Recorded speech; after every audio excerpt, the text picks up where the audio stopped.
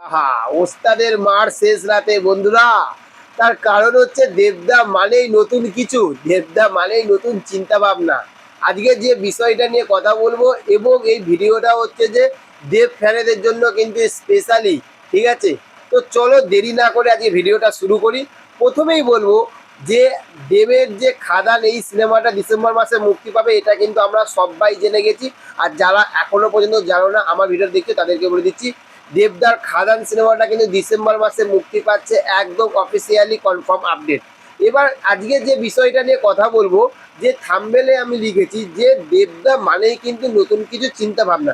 এই কথাটা কেন বললাম, তার কারণ হচ্ছে যে দেখুন, আমরা প্রথম থাকতে কিন্তু আমরা দেবদাকে কিন্তু প্রত্যেকটা নতুন নতুন নতুন নতুন কিন্তু ধারায় কিন্তু আমরা দেবদাকে এই কয়েক বছর ধরে কিন্তু আমরা পাচ্ছি।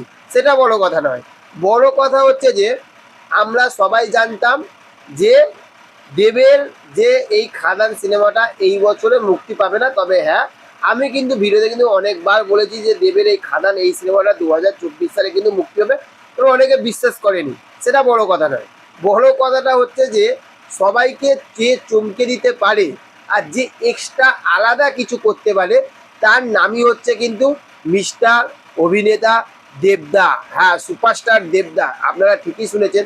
তার কারণটা দেখুন, যে প্রত্যেক বছর আমরা কিন্তু দেখে এসেছি, মানে যেদিন থাকতে অভিজিৎ সেনের সঙ্গে দেবদা ছবি বানাতে আরম্ভ করেছে সেদিন থাকতে কিন্তু আমরা দেখে এসেছি যে দেবদা কিন্তু ঠিক ডিসেম্বর মাসে অভিজিৎ সেনের সঙ্গে আসে। এটা আমরা মোটামুটি কম বেশি আমরা সবাই জানি। আর এই বছর আমরা ভেবেছিলাম যে অভিজিৎ সেনের সঙ্গে দেবদার ছবি আসবে, কিন্তু দেখো সবাইকে চমকে দিল যে রিলিজে কিন্তু দেবদাও কিন্তু নতুন কিছু আনতে পারে। তার কমার্শিয়াল সিনেমাটা কিন্তু এই ডিসেম্বর মাসে মুক্তি পাচ্ছে।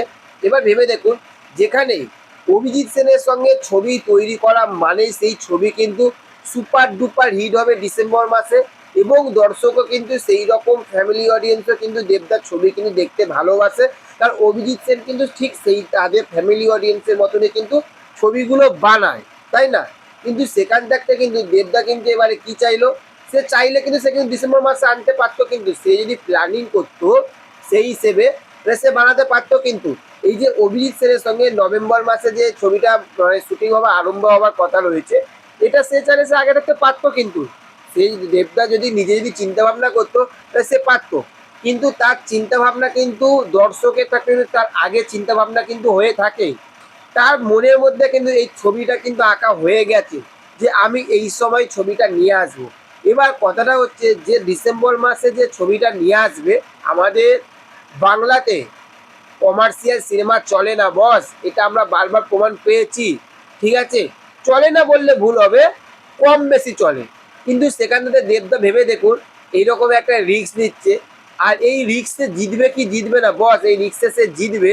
তার কারণ হচ্ছে মানুষটার নাম হচ্ছে সুপারস্টার দেব, যে নতুন কিছু করতে পারে, এই জন্যই তার বই চলে বন্ধুরা।